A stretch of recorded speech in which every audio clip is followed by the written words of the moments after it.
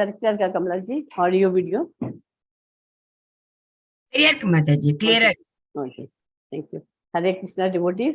ISKCON Mangaluru சார்பாக உங்களை எல்லாரையும் பகவத்கீதை 18 நாள் வகுப்பிற்கு அன்போடு வரவேற்கிறேன். இன்னைக்கு டே 2 சாப்டர் 2 படிக்க போறோம். பிரேயரோட கிளாஸஸ் ஸ்டார்ட் பண்ணலாம். அன்பான காலை வணக்கங்கள். கிளாஸஸ் ஸ்டார்ட் பண்ணலாம் பிரேயரோட. இது ISKCON மங்களூர்ல இருக்கிற கோயில் இருக்கிற ராதா கோவிந்தா டெம்பிள் இருக்கிற டே 3. நம ஓம் விஷ்ணுபாதாய கிருஷ்ண பிரேஸ்தாய பூதலே ஸ்ரீமதே பக்தி வேதாந்த சுவாமி நிதி நாமினே நமஸ்தே சரஸ்வதி தேவே கௌரவாணி பிரச்சாரிணே நிர்விசேஷ சூன்யவாதி பாश्चात्य தேசதாரிணே கிருஷ்ணாய வாசுதேவாய தேவகி நந்தனாய ச நந்தகோப குமாராய கோவிந்தாய நமோ நமக நம பங்கஜநாபாய நம பங்கஜமாலினே நம பங்கஜ நேத்ராய நமஸ்தே பங்கஜாங்கர்யே जय श्री कृष्णा चैतन्य प्रभु नित्यानंदा श्री अद्वैत गदाधर शिवासादि गौर भक्त वृंदा हरे कृष्णा कृष्ण कृष्ण हरे हरे हरे राम राम राम हरे हरे ओम नमो भगवते वासुदेवाय ओम नमो भगवते वासुदेवाय ओम नमो भगवते वासुदेवाय ओम अज्ञान तिमिरान्धस्य ज्ञानाञ्जन शालाकाय चक्षुरुन्मीलितमेन तस्मै श्री गुरुवे नमः.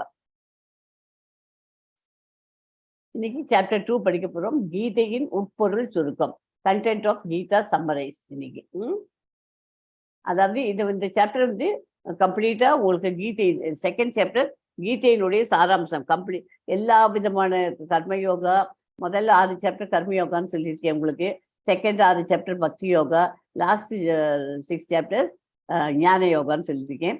ஸோ இது எல்லாமே சேர்ந்து ஒரு 3 யோகா 3 இதை பிரிச்சு கொடுத்துருக்கேன் இல்லையா. எல்லாத்தினுடைய சாராம்சம் கம்ப்ளீட்டா இதுல இருக்கு. பக்தி யோகாவும் வந்து கொஞ்சம் கர்மயோகா நிறையவே இருக்கும். அப்புறம் ஞான யோகாவும் அது கர்மயோகாவோட ஈக்குவலா வரும். பக்தி யோகா கொஞ்சம் போல இருக்கு. அதனால எல்லா விதமான இதுவும் இருக்கிறதுனால இது கீதையின் சாராம்சம் சொல்லுவாங்க இந்த சாப்டர். அதனால இந்த சாப்டர் புரிஞ்சுட்டேன்னாக்க உங்களுக்கு ரொம்ப அவ்வளவுதான் பகவத்கீதை அப்புறம் எல்லாமே புரிஞ்சுதுன்னு அர்த்தம் வேணும். ஓகேயா? நேற்றுக்கு என்ன படித்தோம்? ரீகேப் ஆஃப் சாப்டர் 1 சொல்றேன். முதல்ல எதிர்த்தரப்பு படைகள் போருக்கு தயாராக நின்று கொண்டு இருந்த போது மாபெரும் போர் வீரரான அர்ஜுனன் தனது நெருங்கிய உறவினர்கள், ஆசிரியர்கள், நண்பர்கள் என அனைவரும் தங்கள் வாழ்வை போரில் தியாகம் செய்ய 2 செயலும் இருபுறத்திலும் தயார் நிலையில் இருப்பதை காண்கிறான். துக்கமும் பரிதாபமும் நிரம்பிய அர்ஜுனன் தனது பலத்தை இழக்கிறான். மனம் மயக்கப்பட்டு போரிடுவதற்கான தனது உறுதியை கைவிடுகிறான் அப்படின்னு நேற்றுக்கு படித்தோம். இன்னைக்கு என்ன பண்ண போறோம்? சாப்டர் 2க்கு முன்னோட்டம். அர்ஜுனன் பகவான் கிருஷ்ணரிடம் சீடனாக தன்னை அர்ப்பணிக்க, நேற்றுக்கு வந்து அவன் குழப்பமா இருக்குன்னு சொன்னா, இன்னைக்கு கம்ப்ளீட்டா அவன் சீடரா அர்ப்பணிச்சுட்டான் தன்னை. கிருஷ்ணர் அர்ஜுனனுக்காக உபதேசத்தை தற்காலிகமான பௌதிக உடல் அதுக்கும் நிச்சயமாக ஆன்மீக ஒரு ஆத்மாவிற்குமான அடிப்படை விடுத்து மறு உடலை எடுத்தல், பரமனுக்கு செய்யப்படும் சுயநலமற்ற சேவையின் தன்மை, தன்னை உணர்ந்த ஆத்மாவின் குணங்கள் ஆகியவற்றை பகவான் விளக்குகிறார். அதாவது இது என்ன, தற்காலிகமான பௌதிக உடல். இப்ப நம்ம இருக்கோம் இல்லையா, இந்த உடல் வந்து இது தற்காலிகம், டெம்பரரி தான். நம்மள வந்து இப்ப பகவான் வந்து இங்க அனுப்பிச்சிருக்காரு இந்த பூலோகத்துல போய், இதுல போய் பூமியில போய் உட்காந்துருக்கோம் கொஞ்ச நாளைக்கு. நமக்கு வாடகை வீட்டுல வந்து உட்காந்துருக்கோம். பூமிங்கிற வாடகை வீட்டுல நம்ம வந்து உட்காந்துருக்கோம். இதுல எத்தனை நாளைக்கு இருப்போங்கிறது அபாபாளோட இது. போன ஜென்மத்துல பண்ண கர்மாக்கள் பகவான் எப்படி விருப்பப்படுறாரோ அதுக்கு ஏற்ற மாதிரி தான் இந்த ஜென்மத்துல நம்ம இருக்க முடியும் இல்லையா. அதனால இது டெம்பரரி.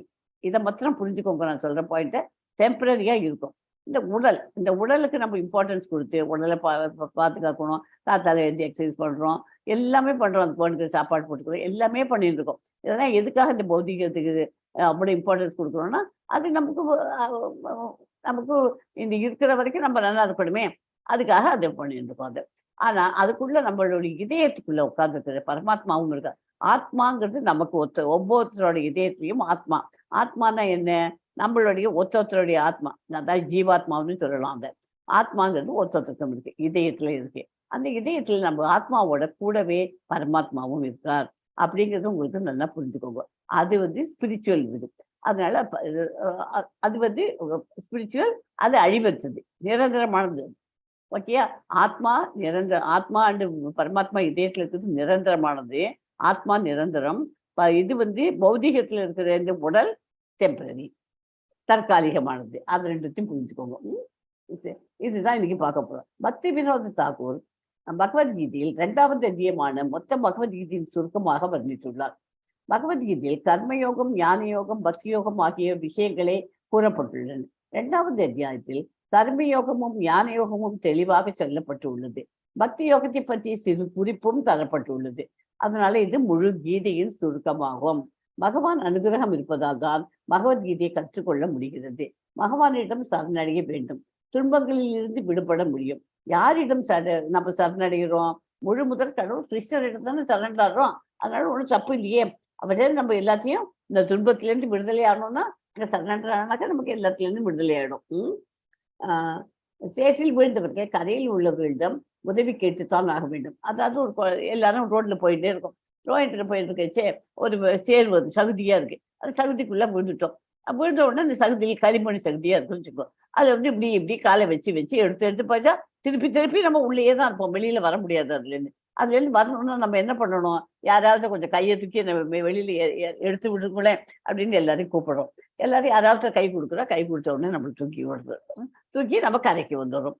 அதே மாதிரி நம்ம யார்கிட்டயாவது உதவிக்கு கேட்கணும். பகவானுக்கு நம்ம ஸ்பிரிச்சுவல் இந்த பௌதிக வாழ்க்கை நமக்கு வேண்டாம். இந்த இதுல பிறப்பு இறப்புங்கிற இந்த இதுல சூழல்ல நான் மாட்டிக்க வேண்டாம். நான் உங்ககிட்டயே வந்துடுறேன் கிருஷ்ணா, எப்போதுமே உங்ககிட்ட இருக்கணும், பர்மனண்டா அந்த ஆன்மீக உலகத்துல இருக்கேன் அப்படின்னு கிருஷ்ணரை பிரார்த்திக்கணும். அதுக்காக அவர்கிட்ட நம்ம என்ன பண்ணணும்? பிரார்த்திக்கணும்னாக்க என்ன பண்ணணும்? முதல்ல ஃபர்ஸ்ட் திங் என்ன பண்ணணும்னு சொல்லியிருக்கேன் உங்களுக்கு. சாண்டிங் தான் மகா மந்திரா. அதை தான் எல்லாரையும் பண்ணுங்கன்னு சொல்லியிருந்திருக்கேன். ஓகேயா? ஒரு நாளைக்கு இன்னைக்கு 2 ரவுண்டு எல்லாரும் பண்ணிவிடுவோம். நம்ம கிளாஸ்ல 5:30க்கு நம்ம பண்ணிட்டோம் 2 ரவுண்டு. இன்னொரு பண்ணாதவங்க எல்லாம் வீட்டில் போய் 2 ரவுண்டு முடிச்சிருந்துங்கோ கிளாஸ் முடிஞ்ச உடனே. ஓகே, எல்லாரும் குவிஸையும் அட்டன் பண்ணிவிடுங்க. Don't miss it. அந்த குவிஸையும் இம்பார்ட்டன்ட்டு. அன்னைக்கு படிச்சுட்டு கிளாஸ்ல நீங்கள் நான் என்ன சொல்லி தரணும் அதுதான் இங்கே கேள்வி கேட்டிருப்பாங்க. ஒன்றும் தனியாக உங்களுக்கு கேட்க போகிறது இல்லை. ஓகே, கிளாஸ் அட்டன்டிவாக இருந்தீங்கன்னாக்க அப்படி ஒரு வேளை மிஸ் பண்ணிட்ட கிளாஸ்ல இருந்தாக்க அந்த இது லிங்க் போடுறாங்க இல்லையா, யூடியூப் லிங்க், அதில் போய் பார்த்துக்குவோம் ரெக்கார்டட் மெசேஜை. அதில் பார்த்துட்டு அதை படிச்சுட்டு அப்புறமா நீங்கள் அதை அட்டன் பண்ணுங்க. ஸோ அதனால இந்த பர்மனெண்ட் உலகத்துக்கு நம்ம ஆன்மீகத்துக்கு போனோம்னாக்க நம்ம என்ன பண்ணணும்? இந்த முதல்ல சாண்டிங் பண்ணாக்கா அது எதுக்கு பகவான்கிட்ட போகலாம். இந்த பிறப்பு இறப்பு, துன்பம் கஷ்டம், துன்பம் இன்பம் துன்பம், கஷ்டம் நஷ்டம், எல்லாத்துலேயும் ஒரு சந்தோஷம் துக்கம் எல்லாத்தையும் அனுபவிக்கிறது. கோடை குளிர் எல்லா விதமான இதுக்கும் நம்ம அனுபவிக்கிறதுக்கு மறுபடியும் இந்த பிறப்பு இருக்கணுமா? பிறப்பு எடுக்க போகிறோமாங்கிறதுக்கு என்ன நிச்சயமா? இந்த பிறப்பு நம்ம பண்ணுற பாவ புண்ணியங்களுக்கு ஏற்ற மாதிரி தான் அடுத்த ஜென்மம் அமையும் நமக்கு, இல்லையா? நம்ம நிறைய பாவம் பண்ணிட்டோம்னு வச்சுக்கோ, அடுத்த ஜென்மம் நமக்கு என்ன? லோயர் பிளானட்ஸ் தான் போகிறோம். மனுஷனாக பிறக்க மாட்டோம், மிருகங்களாக போகும். மறுபடியும் அந்த மிருகங்கள்லேருந்து நம்ம மறுபடியும் மீண்டு வரதுங்கிறதுக்கு அப்புறம் எத்தனையோ டைம் ஆகும். ஜென்மத்துக்கு ஜென்மம் விதமாக ஜென்மங்கள் எடுத்துட்டு தான் நம்ம அப்புறமா தான் பகவான் கிட்டக்கு போகிறதுக்கு வழி கிடைக்கும். அதனால நம்மளால ஆனது ஆன்மீகத்திலேயும் நமக்கு பசினா வயிற்றுக்கு சாப்பாடு போடுறோம். அதே மாதிரி நம்ம இதயத்தில் இருக்க ஆத்மாவுக்கு பசினா என்ன சாப்பாடு போடணும்? யாராவது சொல்ல முடியுமா? என்ன சாப்பாடு போடலாம்? சாந்திக்கு தான் மகாமந்திரத்தை சொன்னேன்னா அதுதான் ஆத்மாவுக்கு சாப்பாடு போடும். ஸோ அதனால ஆன்மீகத்துல நம்ம முன்னேறிட்டு வரணும். இதுதான், அதாவது இந்த உடலானது ஒரு தற்காலிகமானது. இந்த இதுல இருக்குது. அதாவது யாராவது தவறி போயிட்டா அப்படின்னு சொல்றோம் இல்லையோ, அப்போ அந்த மாதிரி செத்து போயிட்டா அப்படிங்கிற சமயத்துல அது உடல் தான் இங்க இருக்கும். அந்த ஆத்மாவானது அதுக்கு அழிவே கிடையாது. ஆத்மாவுக்கு இன்னொரு உடல்ல போய் தேடிட்டு போயிடும். அது நல்ல புண்ணியங்கள்லாம் பண்ணியிருந்தா பகவான் கிட்ட நேரு போயிடும் அது. ஓகேயா? ஸோ அதனால உடல்ங்கிறது தற்காலிகம். இந்த உடலை தான் நம்ம அப்புறமா அது செத்து போனதுக்கு அப்புறம் அதனால தான் அந்த உடலை ஆத்மா இருக்கிற வரைக்கும் மங்களம், கமலாஜி, உதயசங்கரிஜி, மணிகண்டன்ஜி அப்படி பேரை சொல்லி கூப்பிடுறோம் எல்லாரையும். அந்த உடல்லேருந்து அந்த ஆத்மா கிளம்பிடுச்சுனாக்கா நம்ம என்ன சொல்றோம்? அதுக்கு பாடின்னு சொல்றோம். பாடி பேரை சொல்லி கூப்பிட மாட்டேன். ஏன்னா அது உடல், அந்த ஆத்மா இருக்கிற வரைக்கும் தான் அந்த உடலுக்கு மதிப்பு. ரெண்டுமே ஆனா ஒண்ணுக்கு ஒண்ணு இதுக்காக இருக்கும். ரெண்டும் உடம்போட சேர்ந்து அதோட இணைஞ்சு இருக்காது. உடம்புல அது இருந்து நம்மள ஆட்டு வைக்கிறது. ஓகே, வேலை செய்ய வைக்கிறது நம்மள. அது வரைக்கும் புரிஞ்சுக்கோங்க. உதவிக்கு அந்த சேத்துல விழுந்த கதை சொன்னீங்களே, அந்த மாதிரி கையை கேட்குற மாதிரி நம்ம பகவான்கிட்ட நம்ம பக்தி யோகத்துல முன்னேறிட்டு இருக்க வேண்டியது.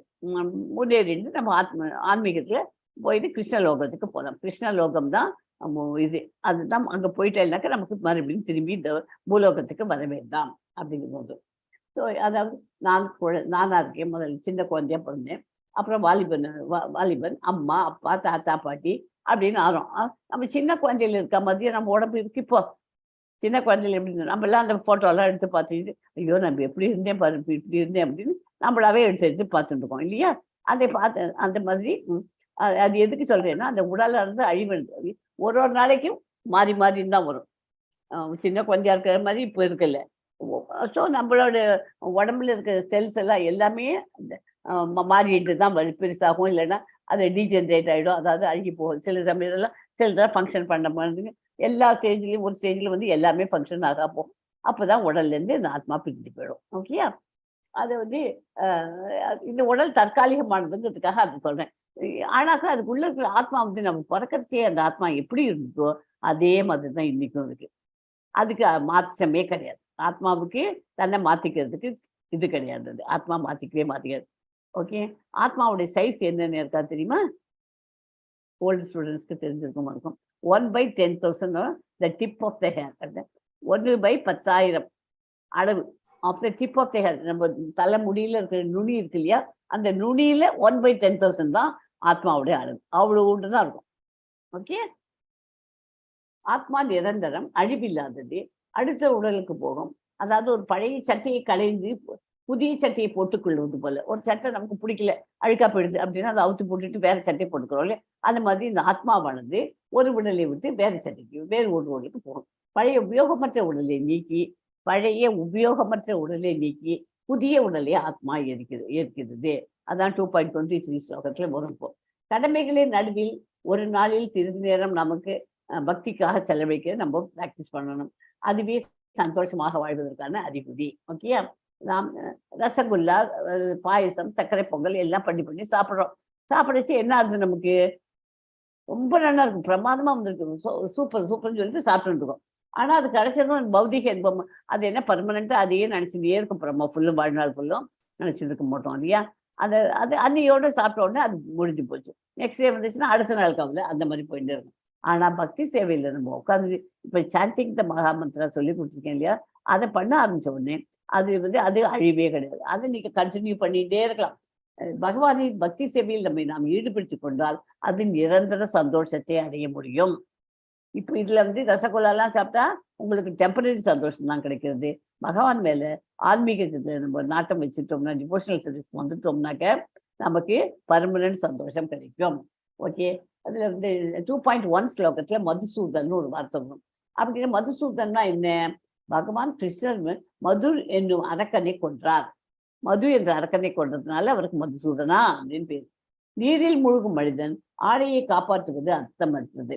ஒருத்தன் தண்ணியில மூழ்கி போயிருக்கான். அவன் தண்ணியில மூழ்கிட்டு இருக்கிறச்சே அவன் என்ன பண்றான், அவன் போட்டு அன்னைக்குதான் அவனுக்கு அப்பா வாங்கி கொடுத்துருக்கான், 2000 ரூபாய் கொடுத்து ட்ரெஸ் வாங்கி கொடுத்துருக்கான். அதை போட்டுருந்தான். அவன் தண்ணியில போய் மூழ்கிருக்கான். அவன் உசிரி எப்போ போகும்னு தெரியாது, மூழ்க போறான்னு தெரியாது. ஆனா இங்க வெளியில கரையில நிக்கிறவ போய், ஐயோ அந்த சட்டை புது சட்டை அப்பா நேற்றுக்கு தான் வாங்கி கொடுத்தா அப்படின்னு ஒருத்தன் ஸ்விம் பண்ணிட்டு போய் அவன் சட்டையா வச்சு எடுத்துன்னு வந்தானா எவ்வளவு முட்டாள்தான் இல்லையா? வெளிப்புற அணியை காப்பதால் அவனை காப்பாற்ற முடியாது. அதனால அது பார்த்து நம்மளா யோசனை பண்ணி அவனை காப்பாற்றுறதுக்கு, ஆத்மாவை காப்பாத்தி அவன் அழைச்சிட்டு வந்திருந்தானா புத்திசாலி அந்த மனுஷனு. உடலையும் உடல் ஆத்மா ரெண்டு இருக்கு. அந்த ஆளை விட்டுட்டு அவனோட சட்டையை கட்டு வருது முட்டாள்தான். அந்த மாதிரி நம்ம வாழக்கூடாது. ஓகே, யார் பகவான் என்று அழைக்கப்படுகிறார்? செல்வம், புகழ், பலம், அழகு, அறிவு மற்றும் தியாகம். இந்த 6 இருக்கணும். செல்வம், புகழ், பலம், அழகு, அறிவு மற்றும் தியாகம். இதெல்லாம் இதை முழுமையாக உடையவர் தான் பரமபுருஷன் பகவான். யாராவது சொல்ல முடியுமா இந்த 6? எஸ் கமலவாணி மாதாஜி சொல்லுங்க. மணிகண்டன் பிரபுஜி யாராவது சொல்றீங்க? அழகு, செல்வம், அறிவு, அழகு, செல்வ, அறிவம், அப்புறம் இது துறவு, செல்வம். முதல்ல எடுத்தோட செல்வம், அழகு, செல்வம், அறிவு, அப்ப துறவு 4 ஆயிட்டு. செல்வம், புகழ், பலம் ஆயிட்டு 5. அப்புறம் இன்னொன்னு ஞானமா, அறிவு. செல்வம், புகழ், பலம், அறிவு, இது மற்றும் தியாகம். இந்த 6 இருக்கணும். முழுமையாக உடைய பரமபுருஷன் பகவானே, அவர் தான் பகவான். இந்த உலகில் அந்த மாதிரி எல்லாமா சேர்ந்து எல்லாருக்கும் இருக்க முடியாது. ஒண்ணு நம்ம கிட்ட பலம் இருக்கும், இல்லைன்னா செல்வம் இருக்கும், புகழ், சில பேர் புகழோட இருப்பா, செல்வம் இல்லாட்டாலும் அழகா இருப்பா, பார்க்கறதுக்கு வெரி பியூட்டிஃபுல்லா இருப்பா, அவட்ட மற்ற எல்லாம் இருக்காது. ஆனா பகவான்கிட்ட மாத்திரம் இந்த 6 ஐஸ்வர்யங்களும் ஒரே இடத்துல இருக்கு. அதனால தான் அவர் பகவான் அப்படின்னு நம்ம சொல்றோம். ஓகே, செல்வம், புகழ், பலம், அறிவு, அழகு அண்ட் தியாகம் எல்லாம் சேர்ந்தது. ஓகே, இந்த உலகில நிறைய பேர் இருக்கிறார்கள். ஆனால் கிருஷ்ணரிடம் மட்டும்தான் முழுமையான ஐஸ்வர்யங்கள் இருக்கின்றன. நிறைய பேர் நிறைய டெமிகாட்ஸ் எல்லாரையுமே எடுத்து பாருங்க, கிருஷ்ணர்கிட்ட மட்டும்தான் இது எல்லாமே கம்ப்ளீட்டா இருக்கு. ஆத்மாவின் அளவு ஒரு முடியின் நுனியில் 10,000 ஒரு பங்கு ஆகும் என்று சொல்லப்படுகிறது. ஓகே, இப்ப சாப்டர் வைஸ் நம்ம படிக்கலாம், இந்த ஸ்லைட் வைஸ் பார்க்கலாம். ஓகே, போன சாப்டர்ல இரக்கம், இன்பமின்மை, பாவ விளைவுகளால் ஏற்படும் அச்சம், குடும்ப பாரம்பரியம் அழிதல், தீர்மானமின்மை, இதனால அர்ஜுனனுக்கு இந்த சந்தேகங்கள்லாம் இதுன்னுட்டு அவன் குழப்பமா இருக்கான். உடம்பு எல்லாமே அவனுக்கு கை காலெல்லாம் நடுங்க ஆரம்பிச்சுட்டு அவனால ஒண்ணுமே பண்ண முடியல, உட்காந்துடுறான்.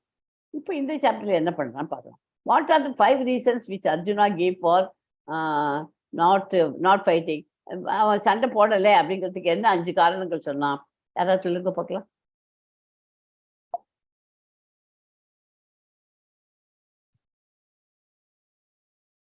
இப்ப இந்த 5 சொன்னமே இதுதான்: இரக்கம், இன்பமின்மை, பாவ விளைவுகளால் ஏற்படும் அச்சம், குடும்ப பாரம்பரியம் அழிதல், தீர்மானமின்மை. ஓகே, போரிடாததுக்கு அர்ஜுனன் கூறிய காரணங்கள் என்ன அப்படின்னா இதுதான் சொல்லணும்.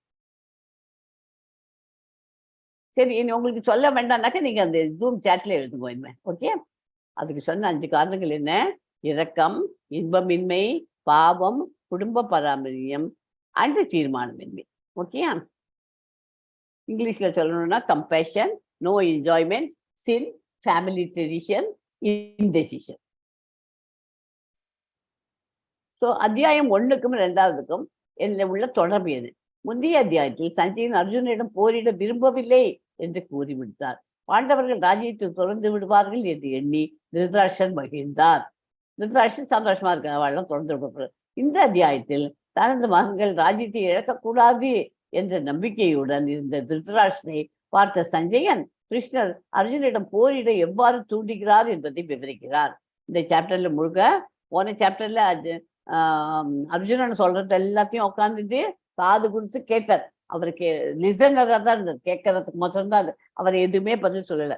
இந்த சாப்டர்ல அதுக்கு நீ அப்படி பண்ணக்கூடாது, இப்படி பண்ணுன்னு அவருக்கு சஞ்சய் அர்ஜுனனுக்கு எல்லாத்துக்கும் கிளாரிட்டி கொடுக்குறாரு. நீ இப்படி பண்ணு, இப்படி பண்ணா அப்படின்னு அவனுக்கு சொல்லி கொடுக்குறாரு. அவனுக்கு இதை பண்ணு, அப்படி இப்படி இப்படின்னு. ஓகே, அப்படி இதை சஞ்சயன் போய் திருதராஷ்டிரன் சொல்லி கொடுத்துருக்கான். ஸோ அர்ஜுனனின் இருமடம், உடல் மற்றும் ஆன்மாவை பற்றிய அறிவு, உடல்னா என்ன, ஆன்மானா என்னங்கிறது 2.11 30 ஸ்லோகம் வரைக்கும் அதுதான் வரும். பரிந்துரைக்கப்பட்ட கடமைகளை நிறைவேற்றுதல், நிஷ்காம கர்ம யோகம், விடுதலை அடைந்த ஆத்மாவின் பண்புகள். ஓகே, இதெல்லாம் இன்னைக்கு பார்க்கலாம். இந்த சாப்டர் கொஞ்சம் லென்த்தி சாப்டர் தான், இருந்தாலும் முக்கியமா வேணுங்கிறத நான் சொல்லித்தரேன். ஓகே, எஸ் கமலாஜி, ஸ்லோகம். कार्पण्यदोषोपहत स्वभावः पृच्छामि त्वां धर्मसम्मूढचेतः यच्छ्रेयस्या निश्चितं ब्रूहि तन्मे शिष्यस्तेऽहं शारि मां त्वां प्रपन्नम्. இந்த ஸ்லோகம் ரொம்ப இம்பார்ட்டன்ட் ஸ்லோகம். கார்பண்ய தோஷோ பகத ஸ்வபாவக ரிச்சாமி துவாம் தர்ம சம்மூட சேதாக யஸ்ரேயஸ்யான் சியானன் நிஷ்டிதம் ப்ரூஹி தன்மே சிஷ்யஸ்தே அகம் சாதிமாம் துவாம் பிரபன்னம். இப்போது நான் என் கடமையை பற்றி குழப்பமடைந்து கருமித்தனமான பலவீனத்தால் என் இயல்புகளை எல்லாம் இழந்துவிட்டேன். இந்த நிலையில் எனக்கு நல்லது எது என்று நிச்சயமாக, எது நல்லது எது கெட்டது நிச்சயமாக கூறும்படி உண்மை கேட்டுக்கொள்கிறேன். இப்போது உம்மிடம் நான் சரணடைந்த சீடன் நான், அருள் கூர்ந்து எனக்கு அறிவுரை கூறுவீராக. இந்த ஸ்லோகம் 2.7 ஸ்லோகம் என்ன?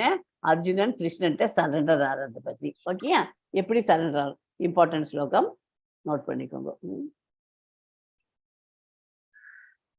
நமது விருப்பம் இல்லாமலே வாழ்வில் பல குழப்பங்கள் வருகிறது. நமக்கே தெரியாது, சில சமயம் பார்த்த லைஃப்ல என்னமோ குழப்பங்கள் வந்துட்டே இருக்கணும். அதுல இருந்து நம்ம விடுபட்டு எப்படி வரணும்? இப்ப ஒண்ணுமே இல்லை, சின்ன விஷயமே எடுத்துக்கோங்க. இப்ப இன்னைக்கு ஆஃபீஸ் போறோம். ஆஃபீஸ் போறதுக்கு நம்ம எப்படி ஆஃபீஸ் போவோம்? போகிற வழியில் இப்படி போகலாமா, ட்ரெயினில் போகலாமா, இன்னைக்கு அந்த ரோட்டில் கரெக்டாக நடக்கிறது, அந்த ரோட்டில் அந்த வழியால் போகக்கூடாது, இந்த வழியில் போகலாம், பஸ்ஸில் போகலாமா, ட்ரெயினில் போகலாமா, காரில் போகலாமா, டாக்ஸியில் போகலாமா, இப்படி இத்தனை மனசை திங்க் பண்ணிட்டு தான் நம்ம கிளம்பும். அவ்வளோத்துக்கும் நம்ம சொல்யூஷன் உடனே கொஞ்சம் நேரம் ஆகும் எல்லாத்துக்கும். டெய்லி இந்த மாதிரி ஏதாவது ஒரு குழப்பங்கள் இருந்துகிட்டே இருக்கும். ஆனால் அந்த குழப்பத்திலிருந்து நம்ம விடுதலை ஆகணும் அப்படின்னா நம்ம என்ன பண்ணணும், நமக்குன்னு ஒரு ஆன்மீக குரு. இது நான் சொல்றது பிசிக்கலா பௌதீகத்துக்கு சொன்னேன். அதே இது ஆன்மீகத்திலையும் குழப்பங்கள்லாம் இருக்கு இல்லையா? இப்போ இவன் குழப்பறாலே அது ஆன்மீகத்தில் நீங்க வந்துட்டேன்னாக்க உங்களுக்கு இந்த குழப்பங்கள்லாம் இல்லாத எல்லாத்துக்கும் உங்களுக்கு ஒரு அந்த சொல்யூஷன், அது சொல்யூஷன் என்ன, அதுக்கு ஒரு நிரந்தர தீர்வு கிடைக்கும். ஓகேயா? அதனால அது இருக்கணும். அதுக்காக நமக்குன்னு ஒரு ஆன்மீக குரு இருக்கணும். அணுகுமாறு எல்லா வேத இலக்கியங்களும் நமக்கு அறிவுறுத்துகின்றன. இத்தகைய குழப்பங்கள் காட்டு தீ போன்றது, யாராலும் பற்ற வைக்கப்படாமல் கொழுந்து விட்டு எரிகின்றன. நமக்கே தெரியாது, அதுக்கு ஃபாரஸ்ட் ஃபயர்னு சொல்லுவோம் இல்லையா, அது தானவே தான் எரியும். யாராவது அதுக்கு போய் ஃபயர் குளிச்சு போடுற அளவுக்கு அதுக்கு ஒரு கொளுத்தி போடுறது யாரும் கிடையாது. இருந்தாலும் தானாவே வரும். அந்த மாதிரி தான் நமக்கு இந்த மாதிரி குழப்பங்கள்லாம் வரத்தான் வருது. குழப்பங்களை தீர்ப்பதற்கு சீட பரம்பரையில் வரும் ஆன்மீக குருவை அணுக வேண்டும். இதுதான் இந்த ஸ்லோகத்தின் பொருளாகும். அர்ஜுனனால் போர் புரிய வேண்டும் என்ற கடமையை செயலாற்ற முடியாத போது அவனுடைய ஆன்மீக குருவான கிருஷ்ணரிடம் ஒரு தீர்வை கொடுக்குமாறு வேண்டுகிறான். கிருஷ்ணரின் சிறந்த சீடனாக தன்னை அர்ப்பணிக்கிறான். அர்ஜுனன் பகவத்கீதையின் விஞ்ஞானத்திற்கு மூலமாக ஆன்மீக குரு கிருஷ்ணரே முதல் மாணவன் அர்ஜுனன். கிருஷ்ணரின் அனைத்திற்கும் புறத்திற்கும் பேதமில்லை. ஓகேயா? அதனால இந்த ஸ்லோகம் இம்பார்ட்டன்ட் ஸ்லோகம். அர்ஜுனன் சரண்டர் ஆகுது. நமக்குன்னு ஏதாவது இந்த மாதிரி குழப்பமா இருக்கிறச்சே நமக்குன்னு ஒரு ஆன்மீக குருவை வச்சுக்கணும். அவர் நமக்கு சொல்யூஷன். இந்த மாதிரி இருக்கும்போது ஒண்ணுமில்ல, ஒரு பிள்ளைக்கு கல்யாணம் பண்ணணும், பொண்ணுக்கு ஜாதகம், பொண்ணுக்கும் கல்யாணம் பண்ணணும்னு பார்த்துட்டு இருக்கோம். அப்ப பார்க்கும்போது அந்த ஜாதகங்கள்லாம் பொருத்தம் இருக்கான்னு நம்ம யாரையாவது போய் நம்பி அவள் போய் கேட்குற மாதிரி இல்லையா, ஜோசியத்துலாம் இது பொருத்தம் இருக்கா பார்த்து சொல்லுங்கன்ட்டு எதுக்காக கேட்குறோம்? அவருக்கு தெரியும், அவரை படிச்செறிஞ்ச வித்வானவர், அதெல்லாம் தெரியும் அந்த இது. அதனால அவர்கிட்ட கேட்டு நம்ம பண்ணிடுவோம். நம்மளால பண்ணிக்க முடியுமா? தானவே நமக்கு எந்த விஷயத்தையும் எடுத்தாலும் ஒரு ஆன்மீக குருவை நம்ம வச்சுக்கிறோம் அப்படிங்கிறதுக்கு அந்த எக்ஸாம்பிள் சொன்னேன். ஓகே, ஸோ இந்த ஸ்லோகம் இம்பார்ட்டன்ட். கொஞ்சம் டீட்டெயில்டா புஸ்தகம் வச்சு அந்த புஸ்தகத்தில் படிக்கணும். ஸோ இது கஜேந்திர மோட்சம். இந்த கதை உங்களுக்கு எல்லாம் தெரிஞ்சிருக்கும். ஸோ யார் எல்லாத்தையும் படைக்கிறா இந்த உலகத்துல? யாராவது சொல்லுங்க பார்க்கலாம். எல்லாத்தையும் படைப்பாளி யாரு? பிரம்மா. சரி, படைப்பாளி பிரம்மர். அந்த பிரம்மாவை யார் படைச்சார்? பகவான் கிருஷ்ண பகவான் தான் படைச்சார். ஓகே, பிரம்மாவை இந்த படம் இந்த பிக்சர் அதுக்கு தான் போட்டிருக்கு. முதல்ல கிருஷ்ண பகவான் பிரம்மாவை படைச்சார். அந்த பிரம்மா தான் அப்புறம் எல்லாத்தையும் படைச்சார். ஓகேயா? அது தெரிஞ்சு வச்சுக்கோ. யாரு எல்லாரையும் பிரம்மாவை யார் படைச்சார் அப்படின்ட்டு பகவான் சொல்லு. எல்லாரையும் எல்லாரையும் இப்படி கேட்டு நம்மளாம் பிரம்மா தான் சொல்லிட்டு இருந்தோம். ஆனா பிரம்மா சொல்லக்கூடாது, கிருஷ்ண பகவான் தான் எல்லாரையும் படைப்பாளிக்கு. பிரம்மாவை முதல்ல அவர் படைச்சிட்டு பிரம்மா மூலியமா எல்லாரையும் படைச்சு வச்சுட்டார். ஓகே, கஜேந்திர மோட்சம் யானையோட கதை. இந்த கதையை அப்புறம் ஒரு இதில் வரும், அப்போ நான் சொல்லித்தரேன். அவர் யானைக்கு இவர் கஜேந்திர ஸ்துதின்னு ஒண்ணு இருக்கு, அதையும் அந்த ஸ்லோகமும் படிக்கிறதுக்கு சொல்லித்தரேன் உங்களுக்கு. கிருஷ்ண பகவான் காப்பாத்தினார் இந்த யானையை. ஸோ இதே தான் இது பிரகலாத் மகாராஜ். அவர் தூணிலும் இருப்பார். அவள் அப்பா அவனை இதுவும் ஒரு கதை இருக்கு, பின்னாடி கதை சொல்றேன். அப்போ தூணிலும் இருப்பார், துடிப்பிலும் இருப்பார். இதை காமி உங்க கடவுளை அப்படி. பிரகலாத் சின்ன வயசுலேருந்தே கிருஷ்ணருடைய இது, ஸ்ரீமன் நாராயணனோட இது. அதனால அவர் தூணில் இந்த தூணை உடச்சி காமி அப்படிங்கிற. அப்போ உடச்சி காமிச்சா அதுலேருந்து நரசிம்ம அவதாரம் வரும். நரசிம்ம அவதாரம்னா என்ன, எப்படி இருக்கும் அது பிக்சர்ல பார்த்தா எப்படி இருக்கு? பாதி பாதி உடல் நம்மள மாதிரி இருக்கும், பாதி சிங்கம். சிங்கம் அதுதான் நரசிம்ம அவதாரம். ஓகே, பிரகலாதனுக்கு அந்த மாதிரி காமிச்சார். அப்படியே இப்ப பிரகலாதன் என்ன, பிரகலாதனுக்கு ஏன் அந்த மாதிரி அவர் காமிச்சார்? பிரகலாதன் ஒரு தீவிர பக்தன். அவ அம்மா வயசுல இருக்கிற காலத்துல இருந்தே நாரதர் சொல்லிட்டு போயிட்டார், இந்த மாதிரி ஸ்ரீமன் நாராயணன் தான் கடவுள், உங்க அப்பா தான் கடவுள்னு சொல்லிட்டு இருக்காரு. உங்க அப்பா கடவுள் இல்லப்பா, ஸ்ரீமன் நாராயணன் தான் கடவுள்னு அவருக்கு போதிச்சுட்டு போய் சின்ன வயசுல அம்மா வயசுல இருக்கும்போதே நாரதர் சொல்லி கொடுத்துட்டாரு. அதனால அப்பையிலேருந்து அவருக்கு அப்படியே மனசுல பதிஞ்சிச்சு, அது ப்ரூவ் பண்ணி காமிச்சிருக்காரு. ஓகே, ஸோ இது அனுமார் இப்படி ஸ்ரீராமோடைய இதுக்கு அதையும் காமிக்க இந்த பிக்சர்.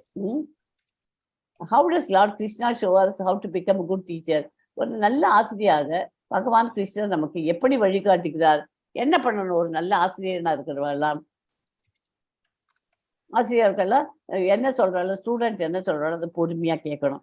அந்த பொறுமையா கேட்டுட்டு அது நம்மளால சொல்யூஷன் என்ன பண்ண முடியும் அப்படிங்கிறத, இப்படி பண்ணா இந்த மாதிரி நடக்கும், இப்படி பண்ணேன்னா இந்த மாதிரி நடக்கும், அதனால உனக்கு எது தோணுமோ எடுத்துக்கோ, உனக்கு பூரண சுதந்திரம் கொடுத்து அப்படி விடுறவர் தான் ஒரு நல்ல ஆசிரியர் இல்லையா. கிருஷ்ணருக்கு அதெல்லாம் இருக்கு. அது மாதிரி நம்மளாம் பண்ணணும் அப்படிங்கிறது முதல்ல எத்தாப்புல இருக்கிறவ சொல்றத கேட்கணும். கேட்காம நம்ம என்ன பண்ணுவோம், கொஞ்சம் முறை கேட்டுவிட்டு உடனே என்ன இப்படி இப்படி அப்படி இப்படி பேச ஆரம்பிச்சிடும். அப்படி பேசக்கூடாது. ஒரு சிறந்த ஆசிரியராக இருக்கணும்னா முதல்ல கேட்கணும். அதான் அத்தியாயம் 1 முழுக்க முழுக்க முழுக்க அவர் கேட்டுட்டு இருக்கார் இல்லையா. அர்ஜுனன் தயாராகி சரணடைந்த போது கீதை என்னும் ஞானம் கூறப்பட்டது. புன்முறுவல் எப்போதுமே ஸ்மைலிங் ஃபேஸோட தான், அர்ஜுனன்ட்ட கோபம் இல்லாம ஒரு ஸ்மைலிங்கோடய இருந்தது. நிதானத்துடன் தொடர்ச்சியாக பேசினார். உடனடியாக எல்லா வினாக்களுக்கும் சுருக்கமாக பதிலளிக்கிறார். ஒவ்வொரு கேள்விக்கும் அவன் கேட்ட அந்த 5-6 கேள்விக்கு சுருக்கமாக பதிலளிக்கிறார். அர்ஜுனன் உற்சாகப்பட, அதனால அர்ஜுனனுக்கு சந்தோஷமாயிடுது.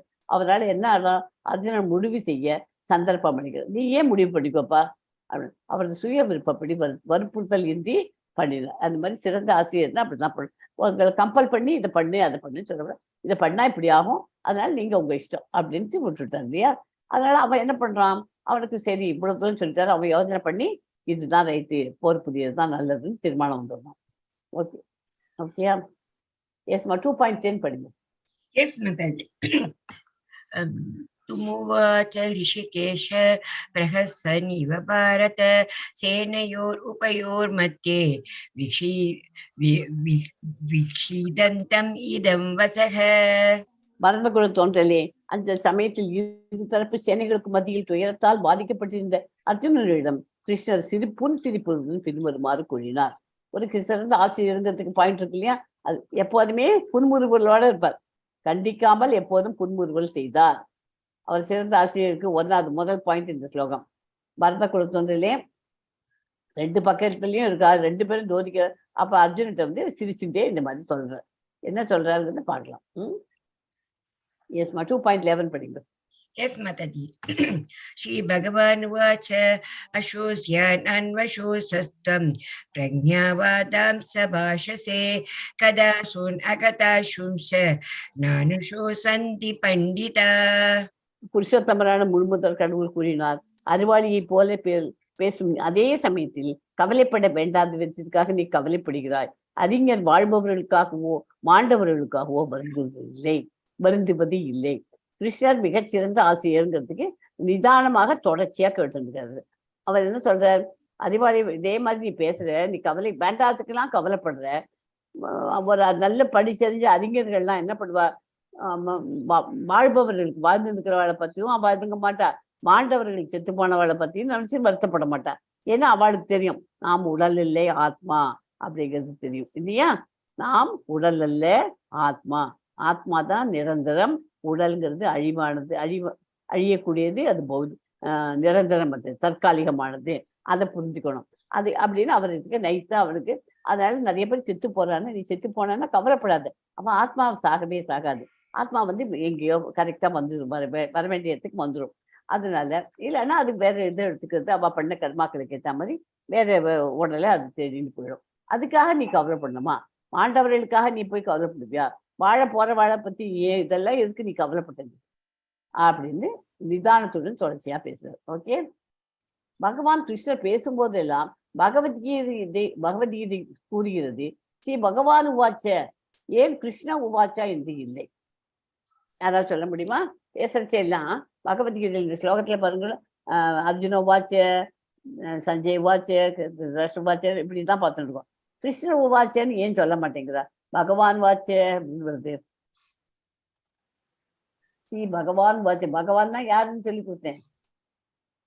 ஸ்ரீ பகவான் வாச்ச 6 ஐஸ்வர்யங்களையும் உடையவர், அழகு, அறிவு, பலம், ஞானம், என்ன ஒண்ணு விட்டுட்டேனே, தியாகம், இன்னொன்னு அழகு, செல்வம், செல்வம் 6 இருக்கு.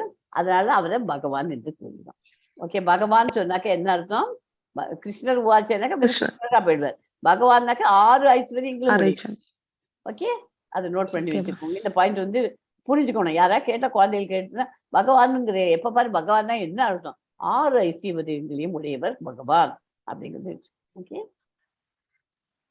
இப்போ இந்த படத்துல என்ன தெரியுது? ஒரு இது தெரியுது. இப்ப என்ன ஸ்கை தெரியுது, மலை தெரியுது, கொஞ்சம் போற தண்ணி தெரியுது இல்லையா?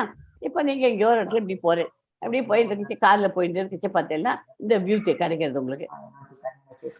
அப்புறம் கொஞ்சம் இன்னும் கொஞ்சம் கிட்டக்க அந்த இது பக்கத்துல ஒரு பிக்னிக் போறேன்னு வச்சுங்களேன். அந்த இடத்துல கிட்டக்க போன உடனே அங்க இன்னும் கொஞ்சம் கிட்டக்க போறது ஒரு மரம் தெரியுது இல்லையா? அதாவது அந்த ரோட்ல கிராஸ் பண்ணி போச்சு மரம் வந்து அந்த மரத்துக்கு கிட்டக்க இன்னும் மற்ற மரத்து பக்கமா போயிட்டே இல்லைங்க. அங்க போய் தான் நீங்க உட்கார போறீங்க, பிக்னிக் உட்காந்து சாப்பிட்டு கேம்ஸ் எல்லாம் விளையாடிட்டு எல்லாம் பண்ண முடியும். அந்த இடத்துக்கு நீங்க போன உடனே இந்த மரத்துல ஒரு கிளை இருக்கு. அந்த கிளையில ஒரு கிளி உட்காந்துருக்கு. அந்த கிளி பச்சை நிற கிளி. அதுக்கு கண்ணு தெரியுது, மூக்கு சேப்புல இருக்கு. இத்தனையும் தெரியுது. இது எப்படி தெரியுது? ஏன் தெரியுது? யாராவது சொல்ல முடியுமா அதை பத்தி? தூரத்துல இருந்து பார்த்தா உங்களுக்கு இது மட்டும்தான் தெரிஞ்சுது. கிட்டக்க வர மரம் தெரிஞ்சுது. மரத்துக்கு அப்புறமா இன்னும் கிட்டக்க வந்தேன்னா உங்களுக்கு மரத்துல இருக்க கிளை தெரியுது, அப்புறமா கிளி தெரியுது, அப்புறம் மூக்கு தெரியுது. கிட்டக்க வரதான் தெரியும். அதனால நம்பலாம். இது வந்து இப்போ உங்களுக்கு பௌதிகத்துக்கு சொல்லி கொடுத்துருக்கேன். இது ஆன்மீகத்துக்கு நம்ம அப்ளை பண்றதுக்கு தான் இது போட்டிருக்கேன். ஆன்மீகத்துல இப்ப நம்ம என்ன ஆன்மீக ஸ்பிரிச்சுவல் எனக்கு வந்தாச்சு. பகவத்கீதை எப்ப படிக்க ஆரம்பிச்சோமோ. என்னம்மா? சாரி மேடம், ஒன்றும் இல்லை. பகவத்கீதை படிக்க ஆரம்பிச்சிட்டோம் இல்லையா? அதனால வந்து இப்போ நம்ம முதல்ல ஆன்மீகத்துல நம்ம இதை பற்றி நம்ம எந்த பொசிஷன்ல இருக்கோம், நம்மளாம் இப்போ வந்து சாண்டிங் பண்ண ஆரம்பிச்சிருக்கோம். அப்பதான் நம்மளாம் இந்த ஸ்கை, இந்த மலை இதெல்லாம் தெரியுது இல்லையா? இந்த ஸ்டேஜ்ல தான் இருக்கும். நம்ம இன்னும் நிறைய முன்னேறணும். இந்த 18 நாள் கிளாஸ் படிச்சுட்டு லெவல் 2 போய் படிங்கோ, லெவல் 3 படிங்கோ, பாகவதம் கிளாஸ்க்கு அட்டன் பண்ணுங்கோ. டெய்லி பாகவதம் கிளாஸ் இருக்கு 8 மணிக்கு, 8:30க்கு டெம்பிள் லிங்க்ல நம்ம இஸ்கான் மங்களூர்ல கோயில்ல சொல்லித்தேன், டெம்பிள்ல படிக்கிறா. அதை மிஸ் பண்ணாத கேட்டு பாருங்க. ஒவ்வொரு நாளைக்கு ஏதாவது ஒரு அழகா சொல்லி கொடுத்துருப்பார். 2-3 ஸ்லோகம் எடுத்துட்டு பிரபுஜி இங்கிலீஷ்ல தான் சொல்லிட்டுருப்பார், அது கேளுங்க. அப்புறம் வந்து ஹிந்தியில பண்ணாலும் இருக்கு, ஹிந்திலையும் சொல்லித்தராரு 8 மணிக்கு. அதுவும் ஒரு டெம்பிள் லிங்க்ல இருக்கு. உங்களுக்கு பண்ண எல்லாமே லிங்க் எல்லாம் போடுவாங்க கிளாஸ்ல, அதை பார்த்துட்டு அதுக்கேற்ற மாதிரி போயிட்டு அதை வந்து அந்த மாதிரிலாம் கேட்டு நம்மள ஆன்மீகத்துல நம்ம முன்னேறி வந்தாக்க நமக்கும் பகவான் கிருஷ்ணர் எப்படி இருப்பார், கிருஷ்ணரோட ஐஸ்வர்யங்களை எல்லாமே புரிஞ்சு இந்த கிளிக்கு வந்து மூக்கு சேப்பா இருக்குங்கிற வரைக்கும் பார்க்குற அளவுக்கு நம்ம போனோம். அவ்வளோ முன்னேறிட்டு எலிவேட் ஆகி போயிருக்கிறோம். ஓகேயா? அதுக்கு தான் இது மிக்சர் போட்டு உங்களுக்கு எக்ஸாம்பிளாக கொடுத்துருக்கேன்.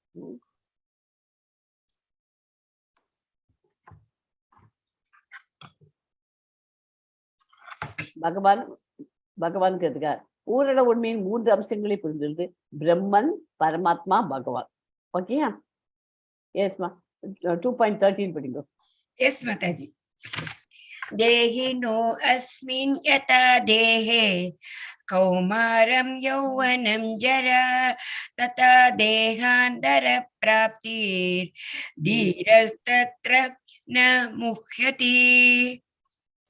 இந்த ஸ்லோகம் ரொம்ப இம்பார்ட்டன்ட். அர்ஜுனோட கேள்விக்கு பதில் நான் யார் அப்படிங்கிறதுக்கு பதில். தேகினோ அஸ்மின் யதா தேகே கௌமாரம் யௌவனம் ஜரா ததா தேகாந்திர பிராப்திர் தீரஸ் தத்ர ந முஹ்யதி. ஜரானா என்ன? ஜரானா ஓல்டேஜ். ஓகே, இதை வந்து நான் யார் அப்படிங்கிறதுக்கு இந்த ஸ்லோகத்தை உங்களுக்கு நான் வேர்ட் பை வேர்டு சொல்லி கொடுத்துருவேன். 2.13.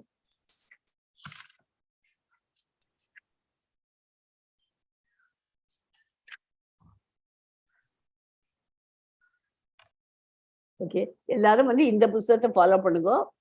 உண்மை உருவில் புத்தகத்தை வாங்கி வச்சுக்கோ. தேகினோ அஸ்மின் யதா தேகேன.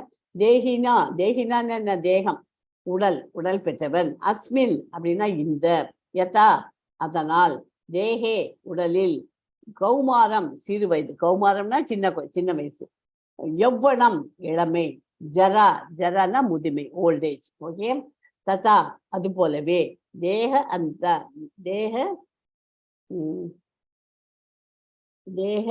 தேகாந்திர உடல் மாறுவதும், தேகம் மாறி வருது.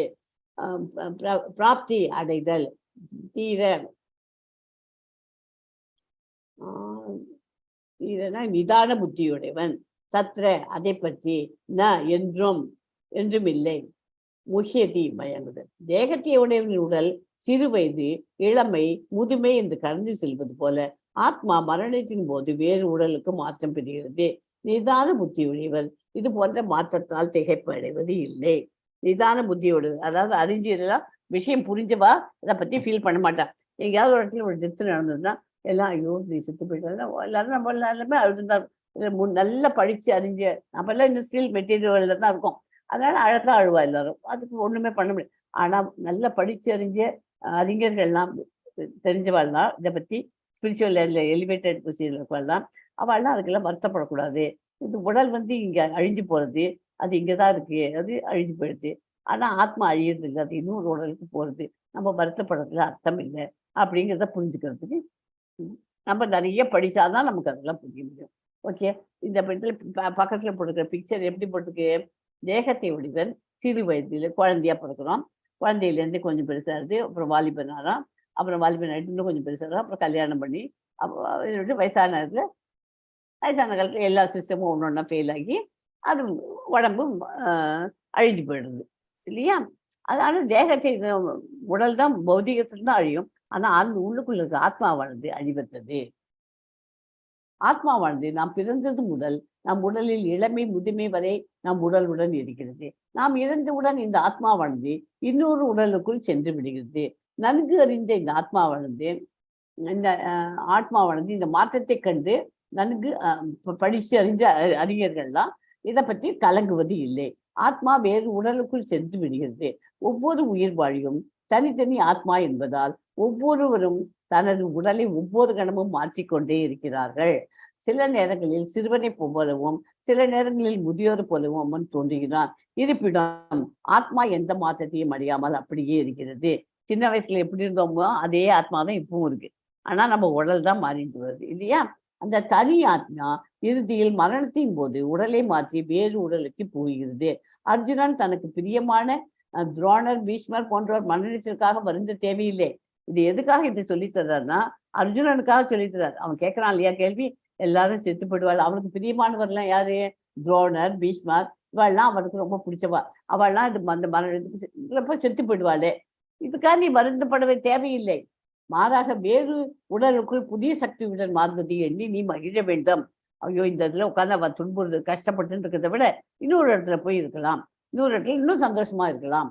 இல்லைன்னா அவளுக்கு பிறப்பு அவள் பண்ண புண்ணியங்கள்லாம் நல்லதா இருந்தா கிருஷ்ண லோகத்துக்கு போயிடலாம். அவளுக்கு மறுபிறப்பே கிடையாது. இதை பற்றி நீ எதுக்கு கவலைப்படுற? நீ அதனால சந்தோஷமே பண்ணலாமே. நீ இறப்பின் பிறகு சூட்சும உடல் ஆத்மா அடுத்த ஸ்தூல உடலுக்கு செல்கிறது.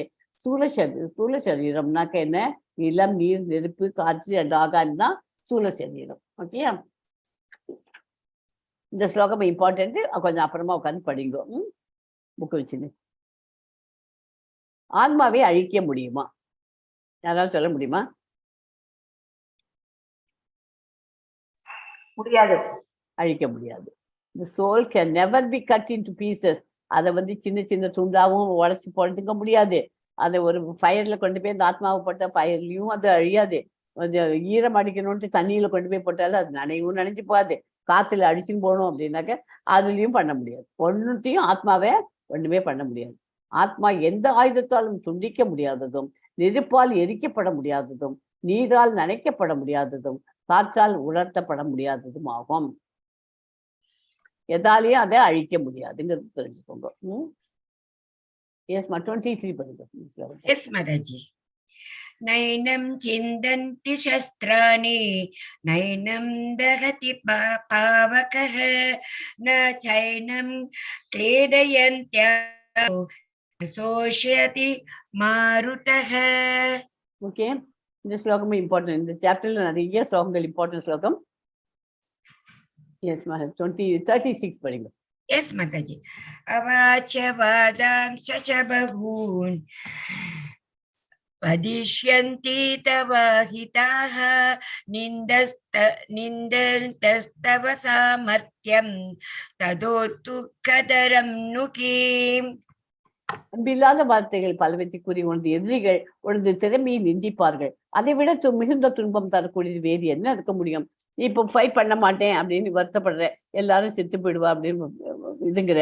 அந்த மாதிரி பண்ணலைன்னாக்க உன்னை என்ன பண்ணுவா மற்றவள்லாம், உனக்கு எய்த்தாப்புல இருக்கிறவள்லாம் கௌரவர்கள்லாம் வரலாம் என்ன நினைச்சிட்டு இருப்பா, ஐயே ஒரு பயந்தாங்குடி இப்போ பண்ண மாட்டேங்கிறான்னு உன்னை பார்த்து கேலி பண்ணுவா இல்லையா? அது உனக்கு அதுக்கு அப்போ கேலி பண்ணாக்க உனக்கு அந்த துன்பம் பரவாயில்லையா அப்படின்னு கேட்கிறார். 2.36 பகவான் கேட்கிறார். கருணைக்காக ஏக்க குரல் எழுப்பிய அர்ஜுனனை கண்டு வியப்புடன் பகவான் கிருஷ்ணர் அவனது இரக்கம் ஆரியருக்கு உரியது அல்ல என்று முதலில் சுட்டிக்காட்டினார். இப்போது மேலும் பல வார்த்தைகளால் அர்ஜுனின் பெயரளவில் இரக்கத்திற்கு எதிராக தமது கூட்டி அவர் நிரூபித்திருக்கிறார். அவர் முன்னாடி ஸ்லோகத்துல ஆரியர், நீ ஒரு ஆரியருடைய குலதர்மம், அவன் ஹீசை சத்திரியன் தானே அர்ஜுனன். சத்திரியனோட குலதர்ம தொழில் என்ன? ஃபைட் பண்ணணும். ஒரே நிமிஷம் சார்ஜ் பண்ணி வச்சிருக்கோ, ஒரே நிமிஷம் சார்ஜ் இல்லை.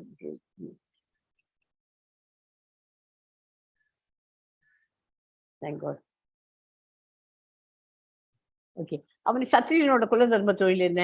அவன் ஃபைட் பண்ண வேண்டியது இல்லையா? நீ ஃபைட் பண்ணாம இருந்ததுன்னா தான் உனக்கு அது பாவம். உன்னோட கடமைகளை செய், அவங்களுக்கு விதிக்கப்பட்ட கடமைகளை செய்யும் தானே சொல்றாரு. உன்னோட கடமை என்ன? நீ ஃபைட் பண்ண வேண்டியது. நீ ஃபைட் பண்ணலன்னா தான் நீ கடமையிலேருந்து தவறி போடேன்னு ஆகும். அதனால நீ கடமையை தானே செய்ய போற. நீ கடமையை செய்யலைன்னா தான் உன்னை எல்லாரும் கேலி பண்ணுவார்கள், நிந்திப்பார்கள் அப்படின்னு கிருஷ்ண பகவான் சொல்றார். ஓகே, அதனால நீயே டிசைட் பண்ணிக்கோ. நீ சத்திரியனா இருந்து போர் புரியலன்னா உனக்கு தான் இது, எல்லாரும் உன்னை பார்த்து கேலி பண்ணுவா. நீ போர் பண்ண மாட்டேன், அவள்கிட்ட கருணையோட இருப்பேன் அப்படின்னா நீ அது என்ன ஒண்ணுமோ நீ பண்ணிக்கோ. எது உனக்கு ஜாஸ்தி உனக்கு துன்பம் தரக்கூடியது, எல்லாரும் உனக்கு கேலி பண்றது பார்த்தா தான் உனக்கு ஜாஸ்தி துன்பம் தரும். அதனால நீ போர் புரியுறது நல்லதுங்கிறத நேரடியா நீ பண்ணு, போர் புரி அப்படின்னு சொல்லாத. அவள்லாம் இதுன்னு நீ கருணையால் அவளை எல்லாம் சாகரான்னு நினைச்சு நீ இதுங்கிற, அது பண்ற. அதே சமயத்துல இதுவும் நினைச்சு பார்த்துக்கோ. ரெண்டுத்துல எது வேணுமோ நீ எடுத்துக்கோ அப்படின்னு அவனுக்கு முழு சுதந்திரம் கொடுத்துருக்காரு. ஓகேயா?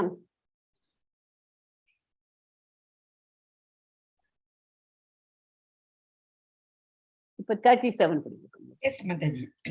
Hato va prapsyasi swargam jitva va bhokshase mahim tasmat uttishta kaunteya yuddhaya krida nishchayah. குந்தியின் மகனே, போர்க்களத்தில் நீ கொல்லப்பட்டால் சொர்க்கத்தை அடைவாய். வெற்றி பெற்றால் இந்த உலகத்தில் இவ்வுலகினை அனுபவிக்கலாம். எனவே உறுதியுடன் எழுந்து போர் புரிவாயாக. இந்த ஸ்லோகம் இம்பார்ட்டன்ட் ஸ்லோகம். என்ன சொல்ற? நீ போர்க்களத்துல செத்து போயிட்டேன்னாக்க நீ என்ன ஆகும்? நீ ஏற்கனவே அவருடைய நண்பன், க்ளோஸ் ஃப்ரெண்டு அண்டு பக்தனாகவும் இருக்கார் இல்லையா அர்ஜுனன். அதனால நீ என்ன பண்ணு, போர்க்களத்துல செத்து போயிட்டேன்னாக்க நீ என்ன பண்ணுவ? சொர்க்கம் எங்கிட்டக்கு வந்து சேர்ந்துடுவ, கிருஷ்ண பகவான் கிருஷ்ண லோகத்துக்கு போயிடுவேன். அப்படி போயிட்டேன்னாக்க நீ என் கூட இருப்ப, உனக்கு மறுபடியும் இந்த பிறப்பு இருப்பெல்லாம் கிடையாது. நீ எப்போதுமே சந்தோஷமா இருக்கலாம். நீ வெற்றி பெற்றுட்ட அப்படின்னு வச்சுக்கோ. அப்படின்னா வெற்றி பெற்றுட்டேன்னா என்ன பண்ணுவேன்? இந்த உலகத்தை மறுபடியும் நீ தான் ஆளப்போற, நீ தான் ராஜாவா இருக்க போற. அதனால எழுந்து போர் புரிய அப்படின்னு சொல்லி கொடுக்குற. போர்க்களத்தில் கொல்லப்பட்டாலும் சொர்க்கத்திற்கு உயர்த்தப்படுவார். நீ ரெண்டுத்துக்கும் உனக்கு நல்லதுதான். அதனால உனக்கு இது போர் புரியறதுனால உனக்கு எந்த விதமான நஷ்டமும் கிடையாது அப்படின்னு சொல்லி கொடுக்குற. ஓகேயா?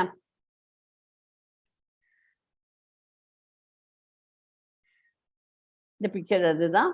அர்ஜுனன் இப்படி இருக்கான். கிருஷ்ணர் அர்ஜுனன்ட்ட சொல்றார், இந்த மாதிரி நீ போர் புரிப்பா, போர் புரிஞ்சு நீ செத்து போயிட்டேன்னாக்க என்கிட்ட தான் வருவேன். இந்த படம் மேல இருக்கிற படம் கிருஷ்ணலோகம்.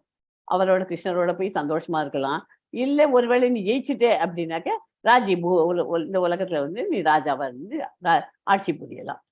ரெண்டுமே உனக்கு சந்தோஷம் தானே. அதனால நீ எதுக்காக போர் புரிய மாட்டேன்னு சொல்ற அப்படின்னு கேட்கிறார். ஓகே, 2.40 படிக்கும். Yes, Mataji. Neha bikramano shvasti pratyavayo na vidyate swalpam apyasya dharmasya trayate mahato bayat. இந்த முயற்சியில் குறைவோ இழப்போ இல்லை. இந்த வழியில் சிறிது முன்னேற்றமும் மிக பயங்கரமான பயத்திலிருந்து ஒருவனை காக்கும். ஓகே, இந்த ஸ்லோகமும் இம்பார்ட்டன்ட். இதனால உனக்கு ஒரு விதமான நஷ்டம் கிடையாது. இந்த போரால உனக்கு நஷ்டமே கிடையாது. எந்த ஒரு சிறு உதவியும் மிகவும் உயர்ந்தது. அணில் ராமருக்கு கற்களை சுமந்து பாலம் அமைக்க உதவியது போல, ஆஞ்சநேயர் லங்கைக்கு சென்று சீதா தேவியிடம் ராமனின் கன்னியாயை சேர்த்தது போல, அது எல்லாமே உன்னோட பயத்திலேருந்து காப்பாற்றும். அதுக்கு என்ன பண்ணணும்? இந்த கலியுகத்தில் தர்மமானது ஹரே கிருஷ்ணா மகாமந்திரத்தை சொல்ல வேண்டியது. ஓகே, எஸ் மட்டும் 41 படிங்க. Yes, Mataji. व्यवसायात्मिका बुद्धि एके हे कुरु नंदन बहुशाखा ह्यनन्ताश बुद्धयो व्यवसायिनाम्. ஒரு நிமிஷம். 41 இல்லையா? எஸ், இதுவும் வியவசாயாத்மிகா புத்தி ஏக குரு நந்தன பகுஷாக்கா நந்தஸ்ய புத்தையோ விவசாயினாம். இவ்வழியில் உள்ளோர் தங்களது குறிக்கோளில் திடமான உறுதியுடன் இருப்பார்கள். இவர்கள் லட்சியம் ஒன்றே. குரு வம்சத்தின் செல்வனே, உறுதியற்றவரது அறிவோ பல கிளைகளை கொண்டது. உனக்கெல்லாம் கான்சன்ட்ரேஷன் கம்ப்ளீட்டா இருக்கு. இந்த இடத்துல உட்காந்து இது அம்பு எய்தது எப்படிங்கிறது சொல்லி கொடுக்குறாரு. பறவையோட கண்ணுக்கு ஒரு மரப்பறவை வச்சு துரோணாச்சாரியருக்கு இது கேட்கிறார். அவர் அதை அடி அப்படின்னு துரோணாச்சாரியர் சொல்றாரு. அப்போ அடிக்கும்போது அவன் எல்லாரும் மரம் தெரியுது, கிளை தெரியுது, அப்படி இப்படின்னு சொல்றான். ஆனா அர்ஜுனன் என்ன சொல்றான்? மரத்துல இருக்கிற அந்த பறவை தான் எனக்கு தெரியுது, அந்த கண்ணு தான் எனக்கு கண்டப்படுறது. பறவை கூட மரத்துல இருக்க பறவையோட கண்ணு தான் கண்டு தெரியுது. அவ்வளோ கான்சன்ட்ரேஷனோட இருந்தான் இல்லையா? அந்த மாதிரி இந்த ஸ்லோகத்துக்கு உங்களுக்கு வேர்ட் பை வேர்ட் மீனிங் கொடுத்துறேன். அது இம்பார்ட்டன்ட். இதனால தான் விவசாய அப்படின்னா ஆத்மிக், விவசாய ஆத்மிகா கிருஷ்ண உணர்வில் திடமான உறுதி, புத்தி புத்தி ஏகா ஒன்றே, இக இவ்வுலகில், ஏகா ஆமா குருநந்தன, குருநந்தனக குருக்களின் செல்வனே, பகுஷாக்கா பல கிளைகளை கொண்ட, ஹி நிச்சயமாக, அனஞ்சா எல்லையற்ற, ச மேலும், புத்தைய புத்தி, அவ்விய சாயினாம் அவ்வியவர் சாயினாம் கிருஷ்ண உணர்வில் இல்லாதவர்களின். ஸோ இந்த ஸ்லோகம் இம்பார்ட்டன்ட். அதாவது உனக்கு திடமான புத்தி இருக்கிறவாள்லாம் லட்சியம் ஒரே ஒரு இதுதான் வச்சுப்பா. நமக்கு கொடுத்த காரியத்தை நம்ம அதை கவனிக்கணும். இப்போ கிளாஸ்ல உட்காந்துருக்கோம், பகவத்கீதை நம்ம கான்சன்ட்ரேட் பண்ணி படிச்சுட்டு பாயிண்ட்ஸை புரிஞ்சுக்கணும். அப்படியே அந்த கான்சன்ட்ரேட் பண்றது யார் பண்ண முடியும்? திடமான உறுதியோடு இருக்கிறவாள் நல்லா கொஞ்சம் இதுங்கிறவா பண்ணிக்க முடியும். நமக்கு எல்லாருக்குமே வரும். ஏன்னா நமக்குலாம் கிருஷ்ணர் கூடவே இருக்காரு, நம்மளாம் சாண்டிங் பண்றோம் இல்லையா? அதனால எல்லாருக்குமே ஹெல்ப் பண்ணுவார். நம்ம இந்த மாதிரி அதனால குருமுசன் செல்வேன் அர்ஜுனனுக்கு அதெல்லாம் இருக்கு. உறுதி இல்லாம இருக்கிற அந்த மாதிரி அறிவு இருக்கிறவா மற்றவெல்லாம் இருக்கா, பல கிளைகளை கொண்டது. அதுக்கு நமக்கு சம்பந்தம் இல்லை. ஓகே, கிருஷ்ண உணர்வில் இருப்பவன் ஞானத்தை அடிப்படையாக கொண்டு தனது நோக்கத்தில் திடமான உறுதியுடன் உள்ளான். செடிக்கு தண்ணீர் வேறு இருக்குமிடம் ஊற்றினால் அது கிளை, காய், கனி, பூ என எல்லாவற்றிற்கும் தானாக நீர் விநியோகம் அடையும் இல்லையா? அதே போல கிருஷ்ண உணர்வில் செயல்படுவதன் மூலம் குடும்பம், சமூகம், தேசம், மனித குலம் தனக்கும் ஒருவன் மிக உயர்ந்த சேவையை செய்கிறான். அவன் செயலால் கிருஷ்ணர் திருப்தி அடைகிறார். கிருஷ்ணரால் அங்கீகரிக்கப்பட்ட பிரதிநிதி ஆன்மீக குருவின் மேற்பார்வையில் சீடனுக்கு வழிகாட்டுகிறார். சீடர் நமக்கெல்லாம் எல்லாருக்குமே ஒரு ஆன்மீக குரு நம்ம வச்சுக்கணும்னு சொல்லி நம்ம ஸ்ட்ரெஸ் பண்றது. ஓகே, செடிக்கு தண்ணீர் ஊற்றுறோம். தண்ணி ஊற்றினாக்கா அந்த செடி இலையில கொண்டு போய் தண்ணி ஊற்றினா அது எங்கேயா ஃபுல் பிளான்ட்டுக்கும் போய் சேருமா? எங்க போடணும்? அது ஊற்ற வேண்டிய தண்ணி ஊற்ற வேண்டிய இடத்துல தான் ஊற்றணும். அந்த வேர் இருக்கிற இடத்துல கீழே அது செடிக்கு கீழ்ப்பக்கம் பேஸ்ல தான் விடணும். அது விட்டாதான் அங்கேருந்து உறிஞ்சின்னு போய் ஃப்ளோயம் வெசல் எடுத்துன்னு போய் எடுத்துன்னு போய் ஃபுல் பாடிக்கும் சப்ளை பண்ணும். அந்த நீர் எடுத்து அப்புறம் தான் போட்டோசிந்தசிஸ் எல்லாம் நடந்து செடி நல்லா வளர முடியும். அதே மாதிரி கிளை, காய்கறி எல்லாத்தையும் அதே மாதிரி கிருஷ்ண உணர்வில் செயல்படுவதன் மூலம் நம்ம கிருஷ்ண உணர்வில் கான்சன்ட்ரேட் பண்ணி நம்ம செயல்பட்டாக்க இது அர்ஜுனனுங்கிறதுக்கும் ஒரு பாயிண்ட். நமக்கு அடுத்து இதுலேருந்து நமக்கு இது எக்ஸாம்பிளா காமிச்சு நம்மள கிருஷ்ண பகவான் சொல்லி கொடுக்குறாரு. நம்மளும் அதே மாதிரி கிருஷ்ண உணர்வுல ஈடுபட்டு பண்ணினாக்க செயல்படுத்து நம்ம செய்யற காரியங்கள்லாம் அது மாதிரி பண்ணினாக்க குடும்பம், சமூகம், தேசம் எல்லாமே நம்மளால எல்லாத்துக்கும் நம்ம உயர்ந்த சேவையை செய்ய முடியும். அவன் செய்யலாம். அந்த மாதிரி நம்ம சேவை செஞ்சாக்க கிருஷ்ணர்கிட்ட திருப்தி அவரை திருப்தி அடையாதுன்னா அவரை திருப்தி அடையிறதுக்கு நம்ம எப்படி ரீச் பண்றதுக்கு முடியும்? அங்கீகரிக்கப்பட்ட பிரதிநிதி ஆன்மீக குருவின் மேற்பார்வையில் எல்லாத்தையும் பண்ணணும். ஓகேயா? அவர் தான் நமக்கு வழிகாட்டுகிறார். ஸோ இந்த ஸ்லோகம் இது மாதிரி நம்ம நினைச்சுக்க வேண்டாம். அது அர்ஜுனனுக்கு குறி பார்த்து பண்றான் அப்படிங்கிறது எதுக்குன்னா, நம்மளும் ஆன்மீகத்துல அந்த மாதிரி டிவோஷனல் சர்வீஸ்ல ஈடுபடணும். இப்போ சாண்டிங் பண்ண ஆரம்பிச்சிருக்கோம். மேல மேல அடுத்தடுத்து இன்னும் இம்ப்ரூவ் பண்ணி 16 ரவுண்ட் வரைக்கும் வந்துட்டு எல்லா கிளாஸஸையும் அட்டன் பண்ணா அதுல எக்ஸ்பீரியன்ஸ் அனுபவிச்சவர்களுக்கெல்லாம் அதை பற்றி சொல்ல முடியும். அதனால அந்த மாதிரி நிறைய பேர் டிவோட்டிஸ் அசோசியேஷன் வச்சுக்கோ, டிவோட்டிஸ் அசோசியேஷன் ஒரு 5-6 பேரை சேர்ந்து பேசின்னு பார்த்தேன்னாக்க அவள்கிட்டேருந்து நிறைய பாயிண்ட்ஸ் கிடைக்கும். நீங்களும் உங்களுக்கு தெரிஞ்ச பாயிண்ட்ஸ் சொல்லித்தரலாம். ஓகே, அதனால அந்த மாதிரி நம்மளை டெவலப் பண்ணிக்கணும். இது 5வது கேள்விக்கு பதில். எஸ்மா 46 படிங்க. Yes, Mataji.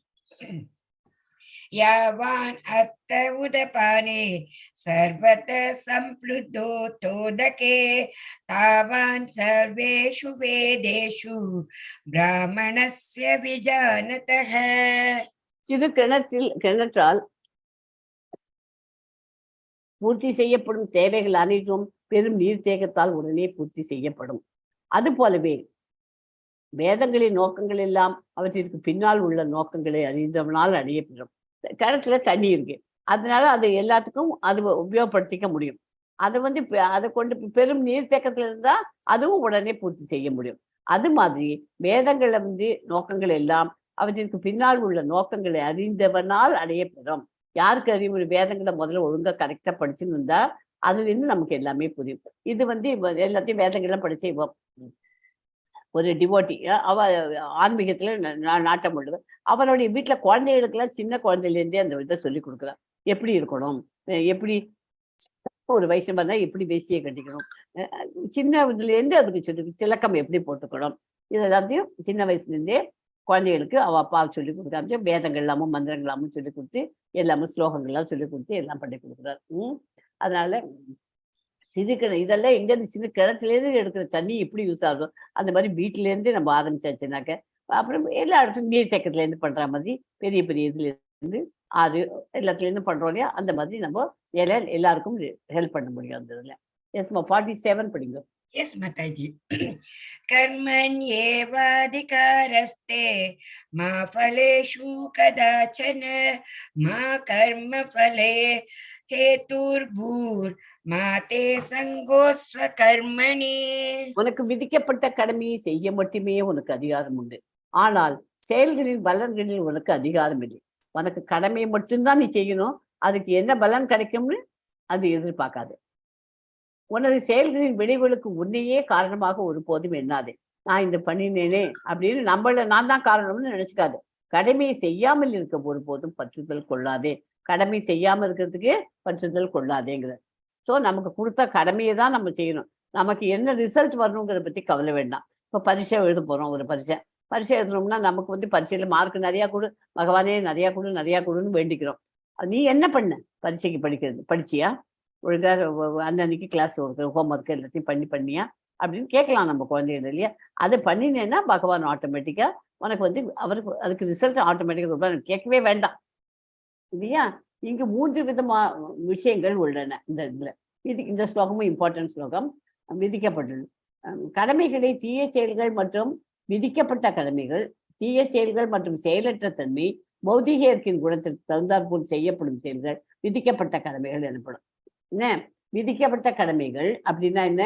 தீய செயல்கள் மற்றும் செயலற்ற தன்மை. விதிக்கப்பட்ட கடமைகள், தீய செயல்கள் மற்றும் செயலற்ற தன்மை, இது 3ம் பௌதிக இயற்கை குணத்திற்கு தகுந்த.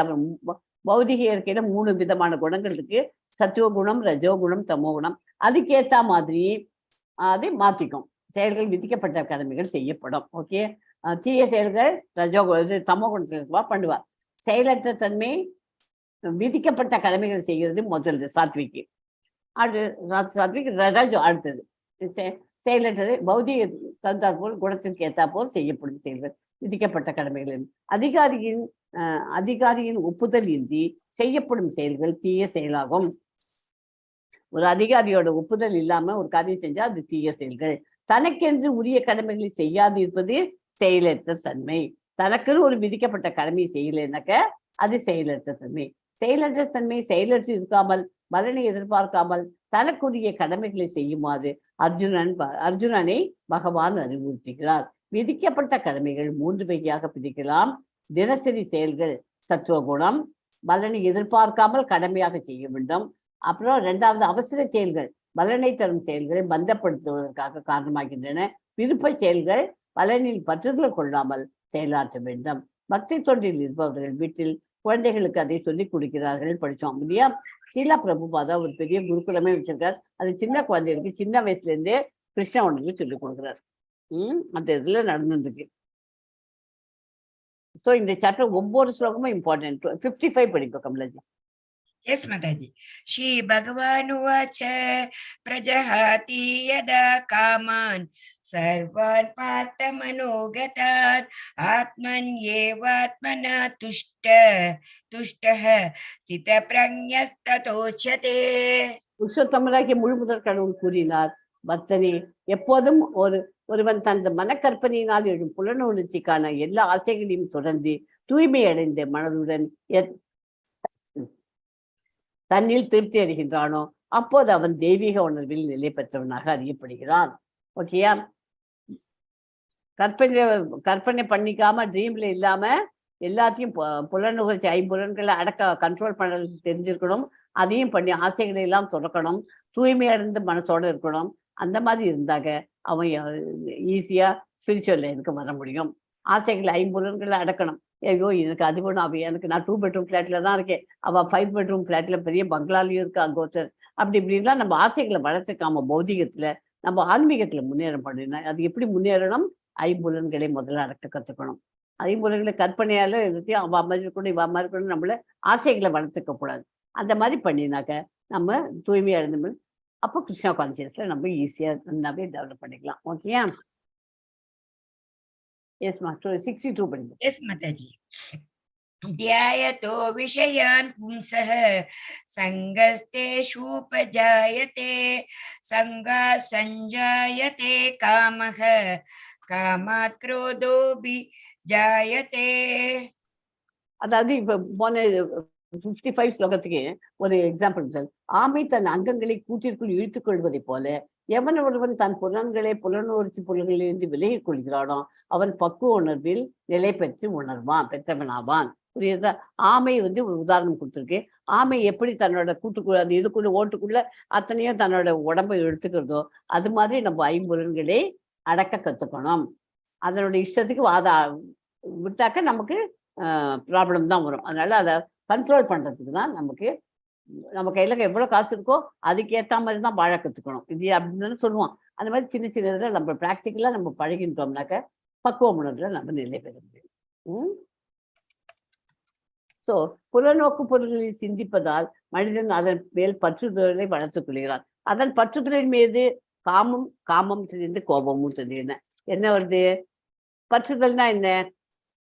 அட்டாச்மெண்ட். அது மேல ஒரு அட்டாச்மெண்ட் வந்தது. அது வச்சிருந்ததுனால பற்றுதல் இருக்கிறதுனால என்ன ஆகுது? ஐயோ எனக்கு அது காமம் வந்துடும். காமம்னா லஸ்ட் வந்துடும். அந்த காமம் நிறைவேறிச்சுன்னா ஓகே. நிறைவேறலன்னா என்ன வருது? கோபம் வருது. கோபம் வந்துருச்சுனாக்க பேராசை, ஓவர் கிரீடி.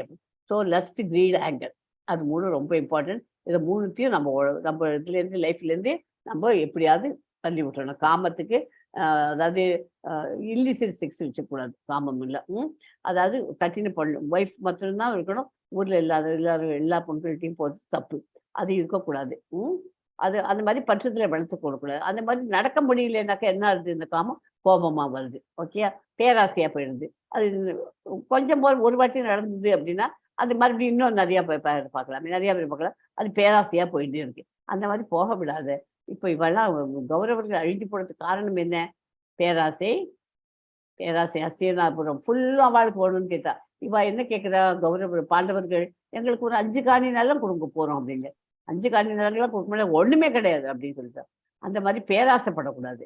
அவ ஃபுல்லுத்தையும் லேண்ட் ஃபுல்லுத்தையும் அவ கம்ப்ளீட்டா கேட்கவே இல்லையா? அதனால அவ கேட்டதை கொஞ்சம் மாதிரி கொடுத்துருந்தா இவளுக்கு கொடுக்க மாட்டேன்ட்டா. அது மாதிரி ஓவரா இதுட்டா. லஸ்ட், காமம் யாரு? திரௌபதி மேல ஆசை வச்சுட்டார்.